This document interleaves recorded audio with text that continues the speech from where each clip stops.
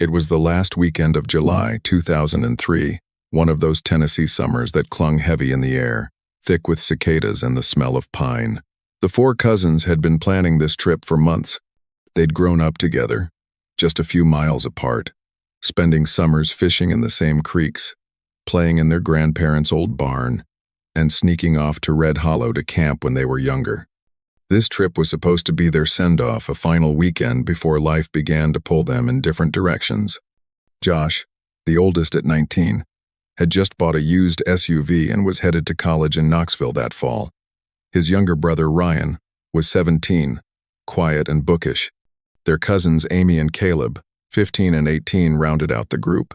The plan was simple: 2 nights of camping near the ridge, the same spot their grandfather used to hunt decades earlier. That Friday afternoon, a clerk at the only gas station on Route 19 remembered them stopping by. They bought firewood, bottled water, and a disposable camera. Security footage would later confirm the time: 5:46 p.m. The cousins looked relaxed, laughing, teasing each other about who forgot the matches. There was nothing out of place about it, nothing that would suggest it would be the last time anyone would see them alive. By Saturday evening, rain rolled unexpectedly over the hills. The forecast had called for clear skies, but locals remembered the temperature dropping suddenly and fog settling thick along the low roads. A farmer driving home that night told police later that he'd heard metallic noises echoing from the ridge, something that sounded like a chain dragging or a piece of sheet metal banging in the wind. He thought it was odd but didn't think much of it. When the cousins didn't return Sunday evening, their families began to worry. By dawn Monday, the unease had turned to fear. Phone calls went unanswered. The only message anyone received came from Ryan's phone, a half-second of static before the line cut. By midday, both families drove out to the trailhead off County Road 214, where Josh's SUV was found parked just beyond the gravel turnoff. The keys were still in the ignition, doors locked. Deputies from the Monroe County Sheriff's Office arrived within the hour. What they found inside the vehicle immediately struck them as strange. There were no visible signs of struggle. The back seats were folded down to make room for gear, sleeping bags, a cooler, and a first aid kit neatly tucked against the side. But there were no fingerprints on the door handles or interior surfaces, none except Josh's, the driver. It looked as if the vehicle had been wiped clean. Even the smudges on the inside glass had been cleared away, leaving a faint, streaky shine. Following tire impressions and footprints, searchers located a small clearing about half a mile from the car. There, the cousins' campsite looked half-finished, as though they'd just arrived or were packing to leave. A tent lay unrolled but never staked down. A few cans of food sat unopened in a plastic bag. The small fire ring contained only damp wood, not even partially burned. On a nearby rock sat an old flip phone, its screen still glowing weakly, emitting a low hiss of static through the speaker. It was an unsettling sight, like someone had set the scene intentionally but never inhabited it. Sheriff's deputies cordoned off the site and began their initial sweep. The ground was wet from the previous night's rain, but the search dogs couldn't pick up a trail beyond 200 yards in any direction. The scent dissipated abruptly, as if the group had simply vanished into the mist. The first theory was the most hopeful. They'd gotten lost. The terrain around Red Hollow was dense and unforgiving: steep drops, hidden ravines, and thick brush that could easily disorient even seasoned hikers. Search teams fanned out, marking the area with flagging tape, shouting names into the fog. Helicopters circled overhead, their spotlights cutting through the gray haze, but no movement was seen below. By that evening, more than 30 volunteers joined the effort, including several relatives. Amy's father walked the creek bed until dark, calling her name until his voice gave out. At the edge of the ridge, deputies found something small but chilling: a folded piece of notebook paper, soaked through, pressed into the mud. Only 2 words were still legible: South Path. It was impossible to tell who had written it or when. Investigators collected the note and sent it for testing, though the rain had washed away any fingerprints. Meanwhile, weather reports showed an unexpected cold front had swept through the area that Saturday night, dropping temperatures into the low 40s, unseasonably cold for late July. That might explain the fog, but it didn't explain why 4 young people, with gear and flashlights, could disappear without leaving so much as a shoe print beyond their camp. The following day, deputies widened their search radius to 2 miles. They found a section of barbed wire fencing partly collapsed, leading toward an overgrown trail not marked on any of the park maps. According to county records, the path once led toward an old logging operation that had been abandoned in the 1980 seconds. It was roughly in the same direction the note had pointed. Searchers followed it as far as they could, but the trail ended abruptly at a washed-out gully filled with slick red mud and broken branches. When word of the disappearance spread, volunteers began arriving from nearby towns. The sheriff's office set up a command post at the trailhead. Over the next 48 hours, they covered more than 10 square miles of forest. Drones, cadaver dogs, and even state search and rescue teams joined the effort. Nothing turned up. Not a shred of clothing, no scraps of food wrappers, not even a dropped flashlight. Reporters started calling it the Red Hollow Mystery. Local news ran footage of the family standing near the SUV, faces drawn and pale, voices trembling as they begged for help. At one point, a journalist asked the sheriff if foul play was suspected. He paused before answering. "We're keeping all options open," he said. But the truth was, investigators had already begun to feel something was wrong. Late that week, a crime scene technician re-examined the SUV under blacklight and found a faint trace of something along the inside of the rear door streaks, consistent with latex gloves. Whoever had been inside that car after it was parked had taken care not to leave behind a single trace. That detail changed everything. The missing persons report shifted toward a possible abduction or staged disappearance. But how? No signs of struggle, no tire tracks from another vehicle. The area was isolated miles from the nearest house or farm. For someone to intercept the group, unnoticed, would have required precision or luck. As the sun set over Red Hollow that 6th night, fog rolled back in, thicker than before.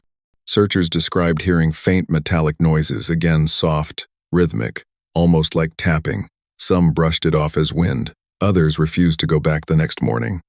When the sheriff reviewed their findings later that week, he told a reporter quietly, "It's as if the woods swallowed them whole."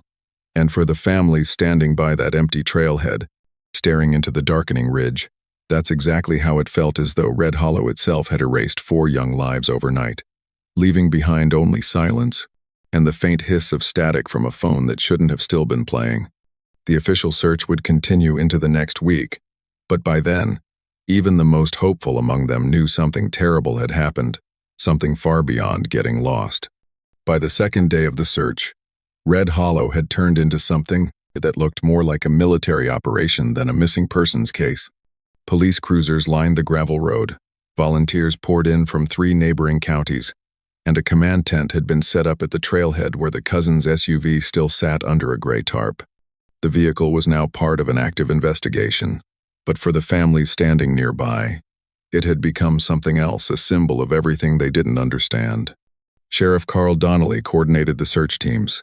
He was an older man, born and raised in Monroe County, and he'd handled missing hikers before, but never 4 at once, and never without a single trace. On the second morning, he called in state resources, helicopters equipped with thermal imaging, cadaver dogs, and park rangers familiar with the terrain. The search grid extended 3 miles in every direction, covering the ridge, the creek beds, and the wooded hollows. They expected to find footprints, maybe an abandoned campsite, something simple, but the forest gave them nothing. Volunteers described it as if the woods had been reset overnight. Not a snapped branch, not a torn piece of fabric. The trail that should have led from the SUV toward the ridge just faded into undergrowth. Even the dogs were confused, each one losing the scent after roughly 200 yards, exactly where the first team had stopped. By day 4, the mood had changed. What began with adrenaline and determination had turned into something quieter, more desperate. The weather wasn't helping. Mist clung to the trees through most of the mornings, and by afternoon the heat returned, heavy and suffocating. Deputies rotated in shifts, their boots sinking into soft red mud that seemed to pull at every step. Searchers began referring to that place as the Hollow's Pull, a half-joke that none of them found funny for long. It was around this time that detectives began cataloging everything recovered from the SUV. Inside the glove box, 1. An officer found a folded map, a photocopy of an old logging survey from the early 1982. Faded pen marks circled an area southeast of where the cousins had parked. Someone had drawn a red X over a spot labeled Gully 3B. When investigators compared it to topographic maps, the marked area lined up with a ravine just beyond the main ridge, several miles off the public trails. Sheriff Donnelly sent 2 deputies to check it out. The trek took nearly 2 hours through thick brush and steep elevation. When they reached the coordinates, all they found were the remains of old machinery, rusted-out logging equipment, chains, and a collapsed structure that might have been a tool shed decades earlier. The ground was uneven, pocked with shallow holes and animal burrows. Near one of them, they found bones later confirmed to be from a deer, long since scavenged. But what unsettled the searchers most was how quiet the place was. No insects, no birds, just the low creak of the trees, swaying overhead. The deputies radioed back that there was nothing there, nothing human. At least. Still, the site was logged and flagged. For days afterward, search teams kept returning to it, almost as if drawn by instinct. Each time they came back empty-handed. The families had set up camp near the command tent by then, refusing to leave until something was found. Amy's father spent hours pacing between the vehicles, watching the forest line like he expected to see the kids walking out at any moment. Josh and Ryan's mother sat in a folding chair with her hands clutched around her son's old baseball cap, barely speaking. By midweek, frustration began to build. Rumors spread among volunteers that police had mishandled the early evidence, that the SUV had been unlocked before forensic techs arrived, that the scene might have been contaminated. The sheriff denied it, but the damage was done. Family members began clashing with officers, demanding more manpower, more helicopters, more dogs. A local pastor tried to mediate, but tempers flared.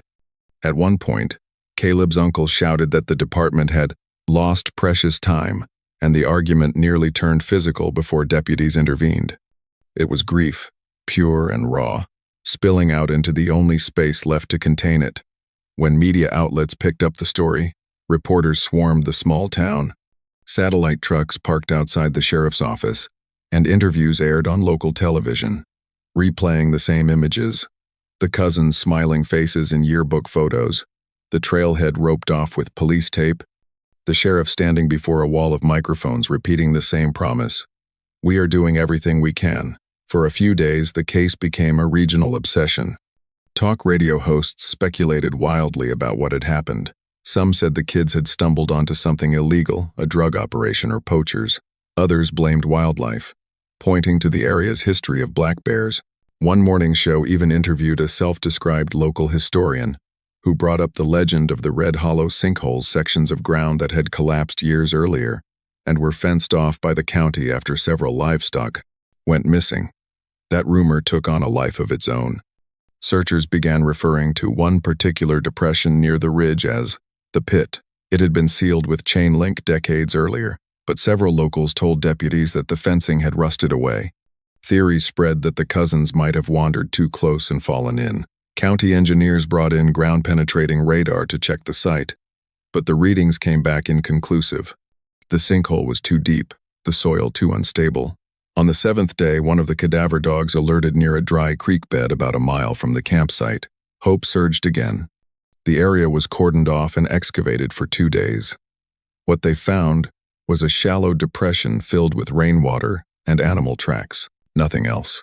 It was the first of many false alarms. As the days wore on, even the most determined volunteers began to fade. People had to return to work, to their families.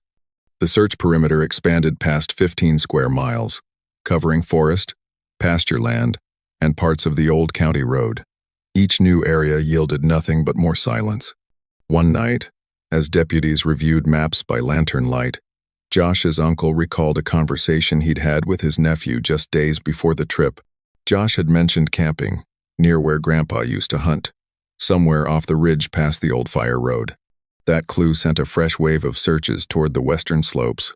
But again, no sign of the cousins emerged. By the 10th day, the official search was scaled back. Only a handful of officers remained on rotation. Families protested outside the courthouse, pleading with the sheriff not to give up. But the truth was, they'd run out of leads.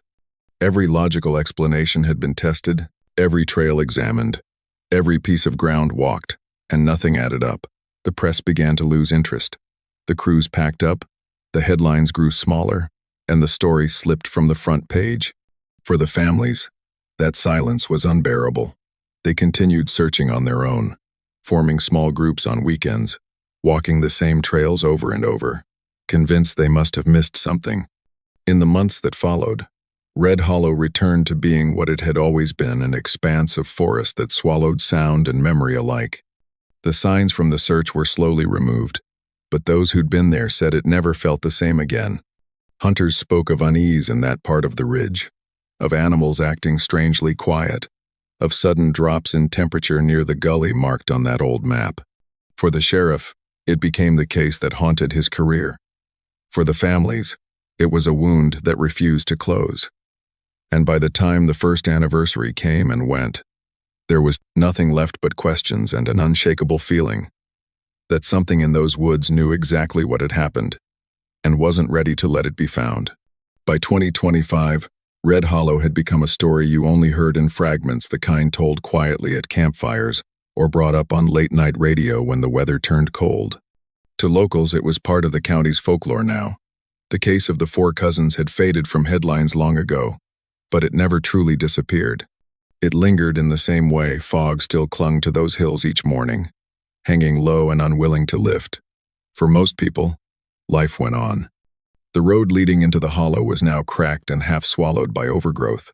The old wooden sign that once marked the trailhead leaned crooked, its paint flaked and letters barely visible.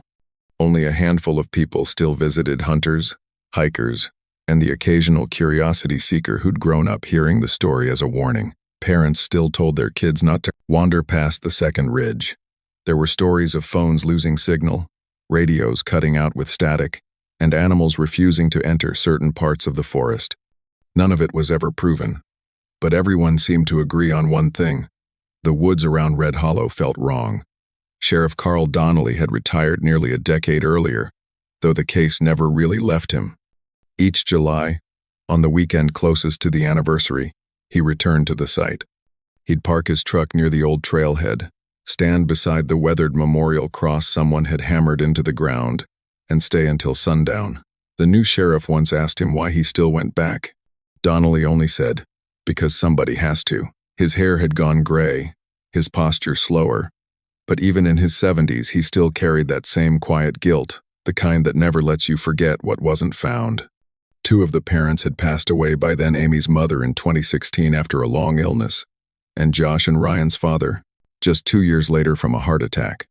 Both went to their graves without answers. Their surviving relatives still gathered occasionally at the family's property, sitting around old photo albums, replaying the same questions. Where had they gone? What did they miss? Around the 20-year mark, the story resurfaced.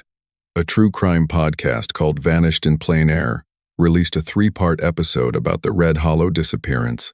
The hosts dissected every known detail: the static-filled phone, the wiped fingerprints, the note that said South Path. They interviewed retired deputies, local hunters, even the former sheriff himself. Within weeks, the episodes went viral, sparking a wave of renewed interest. YouTube creators began posting deep-dive videos with titles like The Red Hollow 4, What Really Happened in Tennessee. Forums lit up with speculation. Online sleuths started connecting dots that hadn't been public knowledge at the time. Some pointed out a pattern of missing person reports stretching back to the 1,980 seconds. Hikers, hunters, even a utility worker, all within a 10-mile radius of the ridge. A Reddit user claiming to be an amateur radio operator shared logs from 2003 showing interference patterns near Red Hollow during the weekend the cousins vanished.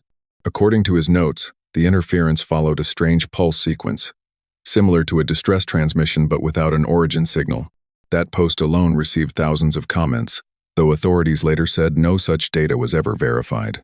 As with most cold cases revived by the internet, speculation spread faster than facts. One theory claimed the cousins had stumbled onto a hidden mine entrance, possibly sealed off by the county years earlier.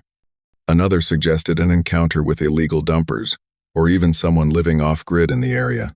A few of the more sensational accounts blamed something stranger: military testing, magnetic anomalies, the red hollow hum.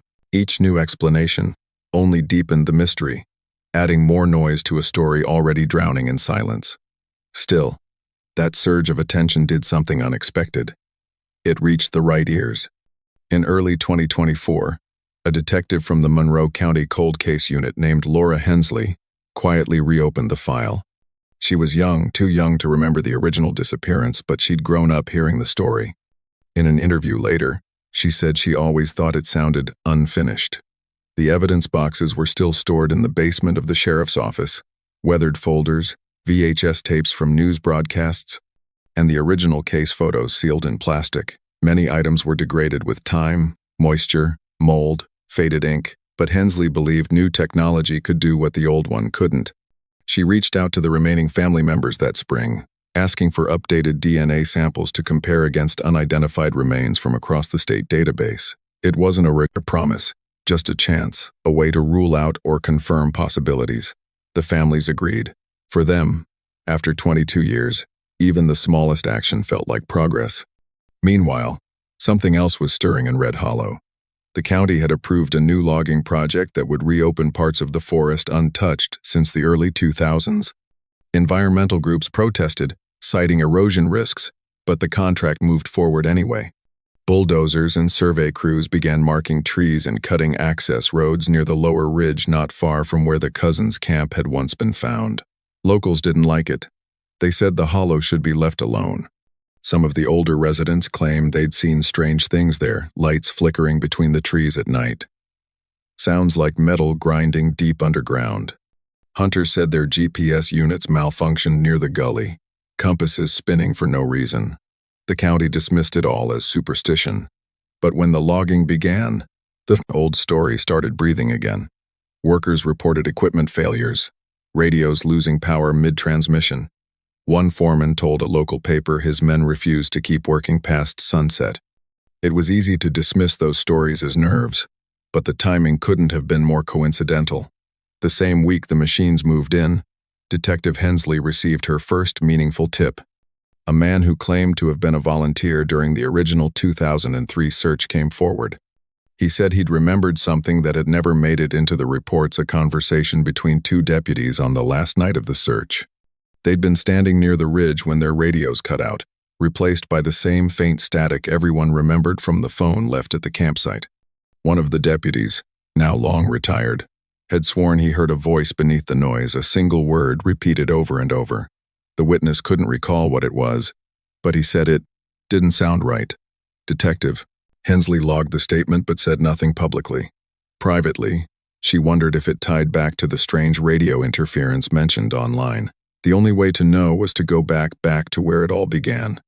That summer, she drove to Red Hollow herself, standing at the overgrown trailhead with the old case file in her hands.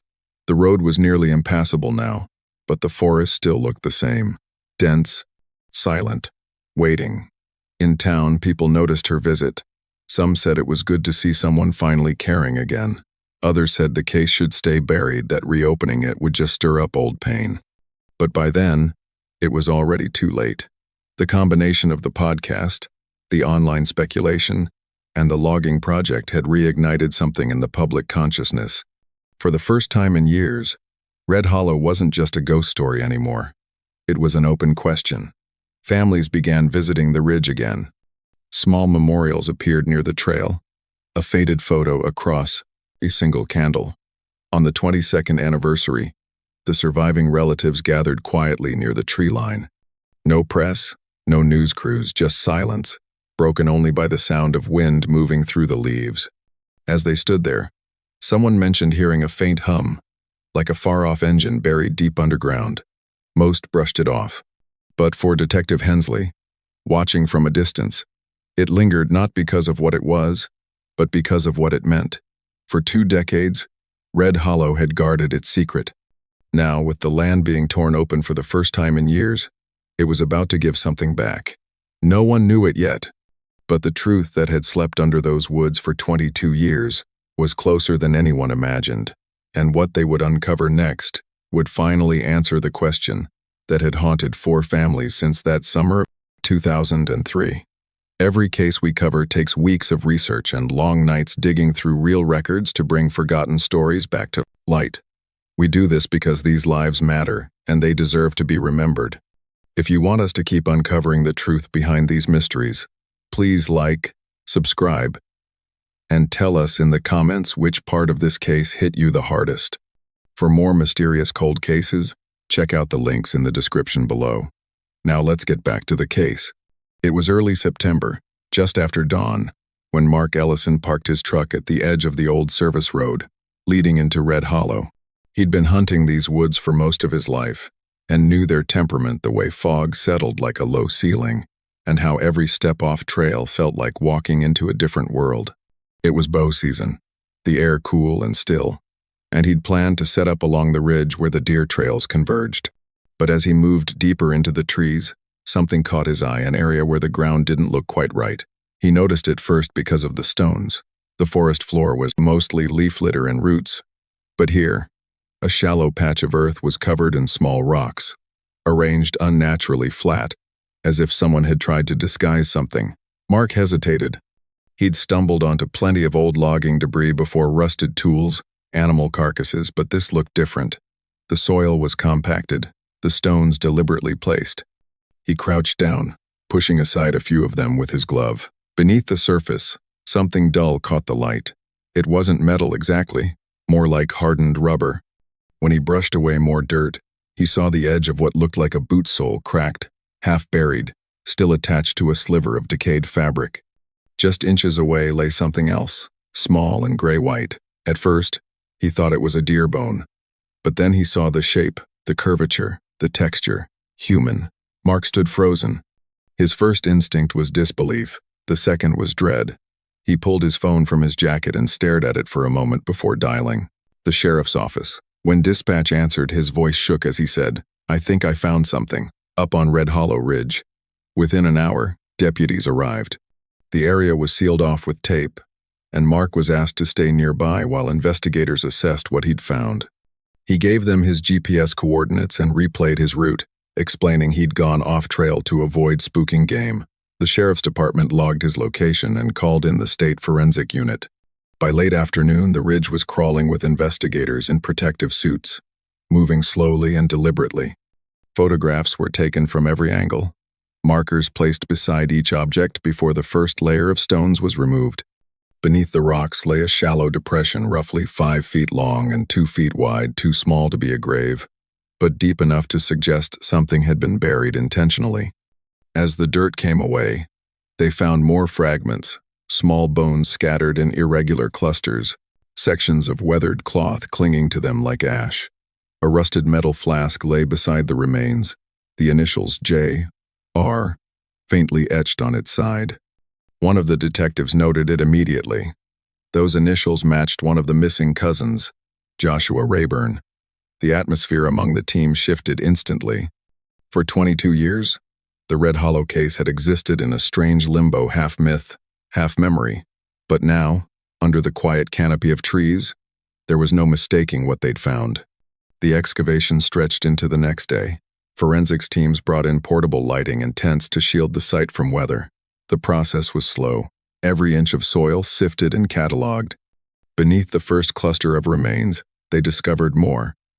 Fragments of a second skull, partial ribs, and what appeared to be a piece of melted plastic. It wasn't until the coroner examined the fragments that the first real detail emerged. The bones showed clear signs of blunt force trauma too, fractures consistent with a hard impact, possibly from a fall or a strike. There were no animal chew marks, no drag evidence, no signs of post-mortem disturbance from wildlife. Whatever had happened here, it had been violent and human. Within 72 hours, dental records confirmed the worst. The remains belonged to Josh Rayburn and his cousin Caleb Thomas, 2 of the 4 who vanished back in 2003. The announcement hit the local community like a shockwave. For the families, it was both relief and heartbreak. After 2 decades of uncertainty, at least part of the mystery had finally surfaced. Detective Laura Hensley, The same investigator who had reopened the case the year before arrived on site personally. She walked the perimeter slowly, taking in the geography. The location was nearly 2 miles from where the original search teams had focused. The area had been outside the grid, obscured by dense undergrowth and steep, uneven slopes, easy to miss even with aerial scans. It raised an immediate question. Had the cousins ever made camp here, or had someone brought them afterward? Forensics soon added more clues. In the surrounding soil layers, technicians found remnants of fabric fibers matching nylon camping gear, a corroded lighter, and pieces of melted plastic later identified as parts of a portable stove specifically. A 2003 Coleman model, the same type sold in outdoor stores that summer. The discovery meant one of two things. Either the cousins had set up camp here willingly, or their gear had been relocated long after they vanished. Each item was bagged and logged meticulously. The flask went to the evidence lab first. Despite 2 decades of exposure, trace material was still present inside residual alcohol mixed with what looked like soil sediment. The flask had been dented on one side, the metal folded inward as if struck by something hard. Detective Hensley noted another detail that unsettled her. The depression wasn't a typical grave. It lacked the depth and uniformity of a burial done with care or time. The layering of stones suggested a hurried attempt to conceal rather than preserve. It was as if someone had needed to hide the evidence quickly and leave. Mark Ellison's GPS data turned out to be invaluable. By cross-referencing his route with old forestry maps, analysts noticed a pattern. The site he stumbled on aligned almost perfectly with the coordinates of that old Gully 3B location marked on the 2003 map found in the cousins' SUV. When ground-penetrating radar was brought in, it revealed anomalies extending several yards beyond the initial discovery zone, shallow voids in the soil, irregular density shifts consistent with buried metal or bone. Excavation expanded. Technicians uncovered a half-buried camping stove frame, rusted but intact, along with what appeared to be a section of weathered tarp fused to the earth. Beneath it, small bones, possibly animal at first glance, were later identified as human phalanges. Another layer down revealed 2 more personal items, a metal keychain shaped like a compass, and the broken faceplate of a wristwatch frozen at 10:47. The forensic team worked for a week before the ridge was finally cleared. Each night, as the light faded, the sound of digging was replaced by the drone of generators and the distant hum of the forest. Even seasoned investigators admitted the atmosphere was oppressive. Some described a sense of being watched, though whether it was nerves or something deeper, no one could say. When the county coroner's office released its preliminary findings, the details were stark. Both victims had suffered blunt force trauma prior to death, with fractures suggesting a single directional strike. The injuries weren't consistent with a fall or collapse. The evidence of melted plastic indicated that a fire, possibly accidental, possibly deliberate, had occurred near or over the burial site. The charred debris in the surrounding soil showed chemical traces from burned nylon, consistent with tent fabric. The discovery turned Red Hollow from a cold case into an active investigation overnight. Law enforcement returned to the ridge with new urgency, mapping the area where radar had shown additional anomalies.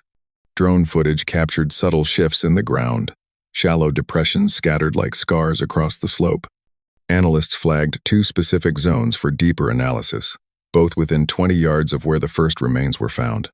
Meanwhile, Detective Hensley revisited the original witness statements from 2003. One detail stood out now: the mention of metallic noises heard by locals the night the cousins disappeared. She wondered if those sounds could have come from the same rusted machinery found near the gully, or perhaps from the collapse of a structure hidden beneath the soil. When she spoke with Mark Ellison again, he mentioned something she hadn't seen in his report. The day he found the site, before calling police, he'd noticed the faint smell of something chemical like old fuel or burned plastic. He'd assumed it came from decomposing materials, but after learning about the stove fragments, it made sense. The implications were unsettling. The cousins hadn't been miles away, lost in the forest. They'd been right there, buried beneath the same ground search teams had walked over 22 years earlier, hidden by nothing more than a thin layer of soil and time. As word spread, locals began returning to Red Hollow again, some to leave flowers, others to satisfy their own curiosity. News vans parked along the county road. For the families, it reopened old wounds. But for the sheriff's office, it reignited hope. For the first time in decades, the mystery was no longer abstract. It had a place, a scent, a tangible shape. And as forensic crews packed up the last of their equipment that night, the radar readings still haunted them. Because the machine had shown something else deeper, larger voids beneath the ridge that didn't align with natural formations. Detective Hensley stood at the edge of the cleared site, watching as the last lights dimmed against the trees. The air was heavy, the forest silent except for the rustle of wind through branches. Somewhere beneath her feet, more answers waited, maybe even the rest of them. And as the darkness closed in around Red Hollow, one truth became impossible to ignore. Whatever had happened to those 4 cousins hadn't ended here. It had started here. And something about this ground still wasn't finished giving up its secrets. Excavation at Red Hollow resumed quietly in the weeks that followed. The site had been expanded another 30 yards downslope, where the ground-penetrating radar had detected additional voids. What began as a careful forensic dig had now turned into something closer to an archaeological operation. Every scoop of soil was sifted, every discovery photographed. The deeper they went, the stranger the findings became. By the end of the second week, investigators uncovered the top of what looked like a metal frame. At first, they assumed it was more logging equipment from the 1980 seconds, another rusted relic swallowed by time. But as the shape took form, it became clear it wasn't just machinery. It was a vehicle, buried nose first into the hillside, its rear axle jutting out of the dirt. The metal was corroded, the paint long gone, but faint lettering was still visible on one of the doors. Monroe County Maintenance. County records showed that one of those trucks, a 1978 Chevrolet utility model, had been reported missing in 1989 after a storm damaged part of the ridge. The assumption at the time was that it had slid into a ravine and been washed away. No one had ever found it. Investigators brought in a crane to stabilize the slope and began carefully removing the soil around the cab. The windows were shattered, and the interior smelled of rust and burned plastic. Inside, wedged between collapsed seats and a layer of compacted mud, they found 3 objects that stopped everyone cold. 3 cell phones, melted together into a single black mass, and beside them, the remains of a smashed handheld radio. The discovery didn't make sense. Cell phones from 2003 shouldn't have been inside a truck that vanished more than a decade earlier. But when technicians cleaned and scanned the fused pieces, faint serial numbers emerged beneath the residue. Those numbers matched 3 of the phones registered to the missing cousins: Amy's flip phone, Ryan's Nokia, and Caleb's prepaid model. All 3 had been listed as untraceable since the weekend they vanished.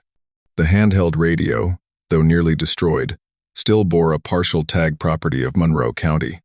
That meant it had belonged to the same maintenance department that once operated the truck. But why it was there, and how those phones had ended up inside, became all the central question. The coroner's team, meanwhile, continued analyzing the remains recovered earlier. Both Josh and Caleb had shown signs of blunt force trauma to the skull, consistent with impact from falling debris or heavy metal. More alarming, bone marrow samples from both victims contained carbon monoxide residue levels high enough to indicate they'd been breathing the gas before death. That finding shifted the entire investigation. It suggested that the cousins hadn't died immediately from violence or exposure, but from suffocation, likely trapped in an enclosed space with limited ventilation. Detective Laura Hensley began piecing together the timeline.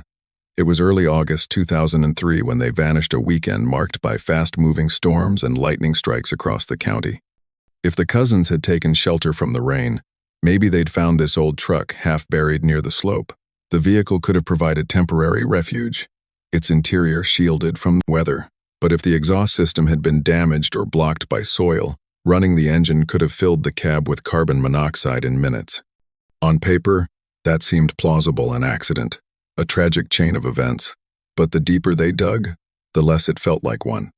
When forensics examined the soil surrounding the truck, they found it had been disturbed years after the original burial. Layer compression tests indicated multiple shifts, the first from natural erosion and the second from manual disturbance, likely within 2 to 3 years of the cousins' disappearance. That detail alone contradicted the idea that their remains had simply been sealed away since 2003. Someone had come back. The team also recovered a piece of fabric wedged under the driver's seat, a torn section of what appeared to be a uniform sleeve. The tag, still legible beneath grime, bore the Monroe County seal. DNA analysis later confirmed it belonged to a male adult, but not one of the victims. When records were checked against county employees from the early 2000s, no match was found. The department had no record of anyone assigned to that sector at the time. As the days passed, the investigation took on a different tone. What had started as relief, the long-awaited discovery of answers turned into something claustrophobic and unnerving. The site itself seemed to close in around them. Every piece of evidence pointed to an overlapping timeline, a storm, an abandoned maintenance vehicle, an apparent accident, yet the evidence of interference was undeniable. Investigators found fragments of plastic insulation scattered around the buried chassis, partially melted but distinct. Chemical analysis showed traces of ethanol and lubricant residue, suggesting a fire had burned there at some point, though not strong enough to reach the surface. The scorched soil matched the chemical composition of camping fuel, the same type used in the Coleman stove found earlier. Forensics reconstructed a possible sequence. The cousins might have taken shelter near the slope during the storm. They lit their stove for heat, not realizing how close they were to a buried truck or enclosed air pocket. The fire depleted oxygen rapidly, releasing carbon monoxide that pooled inside the depression. The gas would have overcome them in minutes. But that still didn't explain the blunt force injuries or the relocated remains.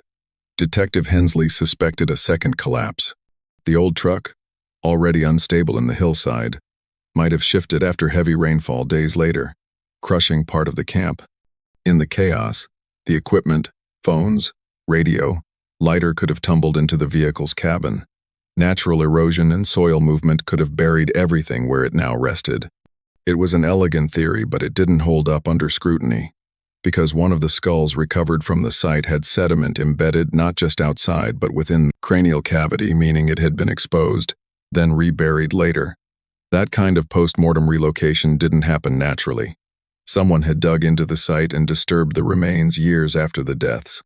County records showed that in 2005, a contractor had been hired for limited erosion control in the same area, though no maintenance vehicles were logged at the location.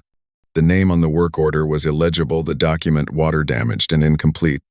Investigators began to wonder whether someone connected to that project had stumbled across the remains back then, and instead of reporting it, decided to hide what they found. When the evidence was sent to the state lab, analysts noted another strange detail. The 3 phones retrieved from the truck all showed heat damage, but one, the Nokia registered to Ryan, contained intact memory sectors. Using data recovery software, they managed to extract partial files, corrupted timestamps, incomplete logs, and one brief audio fragment. The recording lasted only 6 seconds. It was mostly static, but just before it ended, a faint sound, heavy breathing, followed by what might have been a word emerged beneath the noise. Some thought it was help. Others, stop. The signal was too degraded to be certain. When the results were shared with the families, it reopened everything. The grief that had settled into quiet endurance was torn apart again. For years, they'd imagined their children lost in the woods, possibly unaware of what was coming. Now evidence suggested they'd lived long enough to be trapped, suffocating, maybe calling out in vain. Detective Hensley visited the ridge herself again that evening, long after the crews had gone. The excavation site had been covered for safety, but the ground still bore the dark impression of where the truck had been pulled from the earth. The air was thick with humidity and the smell of damp clay. She crouched near the edge, running her hand over the soil, thinking about the layout, the tent, the stove, the slope, the vehicle. Everything about it felt wrong. If the cousins had truly sought shelter, they would have been near the main trail, not 2 miles downslope in a restricted maintenance zone. And if they'd stumbled onto that old truck, how had they known it was there under the dirt? It wasn't visible from any approach, not even from the ridge above. The next morning, she ordered a complete re-examination of the GPS data collected from Mark Ellison's hunting device. When analysts mapped his coordinates alongside the excavation grid, a strange overlap appeared. The hunter's route aligned almost perfectly with the faint outline of an old access road that didn't exist on modern maps. That road had led directly to the maintenance zone last serviced in 1989, the same year the truck disappeared. The implication was chilling. The cousins might have followed the remnants of that road unknowingly, led there by curiosity or confusion during the storm, or someone who knew the terrain had led them there. Whatever the truth was, one fact remained. The four cousins hadn't just vanished into the woods. They'd walked straight into a place already buried by time, and for reasons no one could yet explain, someone years later had gone back to make sure their story stayed that way. And as the forensic teams prepared to dig deeper beneath the newly exposed slope, one of the radar operators noticed something that froze him mid-scan, a denser shadow forming below the excavation zone. Larger than the truck, almost rectangular. It wasn't natural, and it wasn't metal. The next phase of the investigation would focus there deeper into the ridge, into the layers of soil that hadn't been touched in decades. Whatever was buried beneath that ground, it wasn't just an accident waiting to be uncovered. It was the final piece of what Red Hollow had been hiding all along. It took months before the full picture began to take shape. By early spring of 2026, the State Forensic Lab had finished cross-referencing every piece of data recovered from Red Hollow. DNA sequencing confirmed what investigators had already suspected. The remaining traces found near the buried truck belonged to Amy and Ryan, the two cousins whose remains had never been located until now. For the first time in 23 years, all four names could finally be placed to rest. But even with that confirmation, the question that haunted everyone wasn't just who it was, how. How had four young people, familiar with the outdoors, equipped with supplies, vanished less than 5 miles from a main road and gone undiscovered for 2 decades? The answer, when it came, was equal parts tragic and unsettling. The forensic reconstruction painted a story that began with curiosity and ended in confusion. Investigators determined that the slope where the cousins had camped sat directly above an old, empty underground structure, not a mine exactly, but part of a long decommissioned storm drainage system built back in the 1970s for the county's road department. The truck uncovered during excavation had been one of several vehicles used during the project. Over the years, heavy rain and erosion had caused the ground to collapse in sections, leaving hollow voids beneath the ridge. According to soil analysis and 3D mapping, a small entrance to that underground chamber would have been visible in 2003, a narrow opening between exposed rock and tree roots, just large enough for a person to squeeze through. It had since been sealed by sediment and time, but in the photos recovered from one of the cousins' old disposable cameras, investigators noticed something chilling. One of the last frames, grainy and blurred, showed what appeared to be a dark tunnel framed by beams of rusted metal, a structure no one had known existed before the excavation.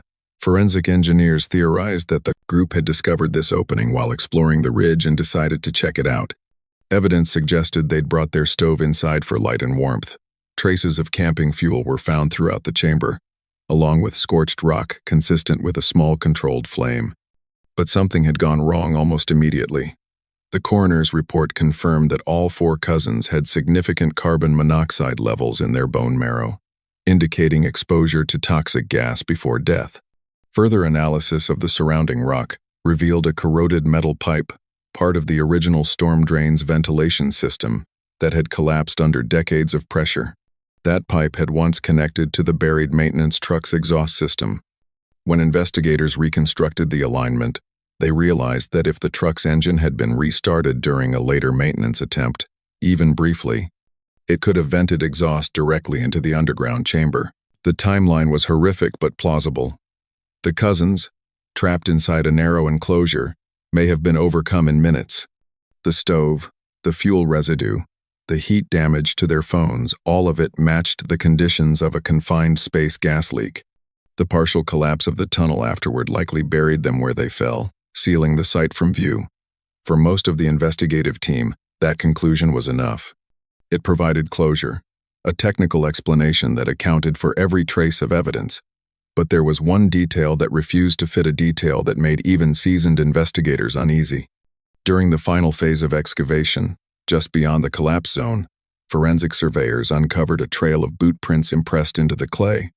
They were faint but distinct, preserved by the oxygen-poor soil. The tracks led away from the collapse, following a shallow incline before vanishing at the edge of the slope. Analysis confirmed they did not match any of the victims' footwear. The tread pattern was older, possibly from a work boot manufactured in the 1990 seconds. Whoever had left those prints had been there after the tunnel collapsed. That single anomaly changed the story again. If those prints belonged to a rescuer, no one had ever come forward. If they belonged to someone who'd found the site accidentally, perhaps during the 2005 erosion repairs, it meant that person had chosen not to report what they saw. Forensic soil dating gave that theory weight. The topmost layer of disturbed earth surrounding the burial measured roughly 20 years old, matching a reburial period around 2005, 2 years after the cousins' disappearance. Someone had uncovered part of the site and deliberately filled it back in. Detective Hensley combed through county employment records from that year, looking for anyone who had worked near the ridge. The maintenance logs were incomplete, but one name surfaced repeatedly: a seasonal contractor named Roy Dalton. He'd been a drifter, hired for a few months during flood repairs before vanishing later that summer. His last known address was a trailer park 30 miles south of Red Hollow. He'd left behind unpaid rent, a truck sold for cash, and no forwarding information. Locals remembered him vaguely quiet, odd, the kind of man who kept to himself. One shop owner recalled seeing him come into town once with deep scratches along his arms and dirt caked under his nails, saying something about a bad cave. A police report filed years later described Dalton as a missing person, though no remains were ever found. Whether he'd stumbled upon the site by accident or had some prior connection to it, no one could prove. But for the sheriff's office, his disappearance and the reburial dating was enough to close the loop. Someone had found the cousins, realized what they'd uncovered, and instead of reporting it, buried the evidence again. Maybe out of guilt, maybe out of fear, maybe both. When the news broke publicly, it drew both relief and disbelief. For some, it was the closure they'd waited 2 decades for. For others, it was another layer of unanswered questions. The families gathered on the ridge that spring to dedicate a memorial. 4 wooden crosses standing in a line overlooking the forest. Each bore a name carved by hand, the letters simple but deliberate. There were no speeches, just silence, the kind that fills a place when grief finally stops being an open wound and becomes something quieter, heavier, permanent. Detective Hensley stood with them, watching as the wind moved through the trees, stirring the dry leaves that had already begun to settle over the ground. Nearby, the old excavation site had been filled and sealed, a faint patch of disturbed earth now overgrown with grass. For all intents and purposes, Red Hollow was finished. But even she couldn't shake what remained: those boot prints leading away from the collapse, preserved like a final unanswered question. Forensics could tell her how deep they went, what size they were, even the brand of boot, but not why they were there, or what that person had seen before deciding to walk away. In her final report, she quoted something Sheriff Donnelly had said years earlier, during one of the anniversary vigils. He'd been standing by the same ridge, the same fog rolling in behind him, when a reporter asked if he believed the case would ever be solved. He'd paused for a long time before answering. "We'll find the truth," he'd said, "but not the whole of it." Now, more than 2 decades later, those words had never felt truer. The Red Hollow case was closed. The science made sense. The records were complete. Yet for everyone who'd stood at that ridge and looked into the trees, there would always be that feeling that something else was buried deeper still, waiting under the quiet ground, unseen but not entirely gone.